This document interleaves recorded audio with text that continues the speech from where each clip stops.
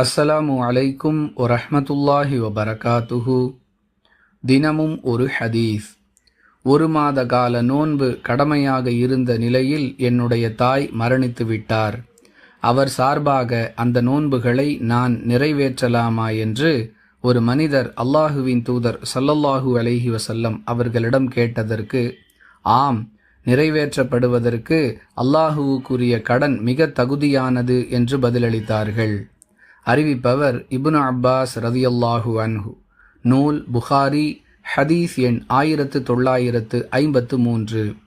அன்பிற்குரிய அல்லாஹுவின் நல்லடியார்களே, ஒருவர் மீது நோன்பு கடமையாக இருந்து அதை அவர் நிறைவேற்றாமல் மரணித்திருப்பாரேயானால் அவர் சார்பாக அந்த நோன்புகளை அவருடைய வாரிசுகள் நோற்கலாம்.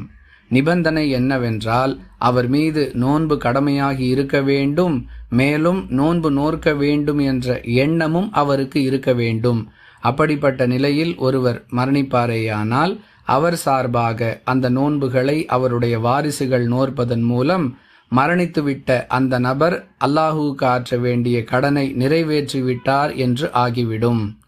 இது தவிர மரணித்தவருக்காக மார்க்கம் சொல்லாத, மார்க்கத்தில் இல்லாத பல செயல்கள் செய்யப்படுகின்றன.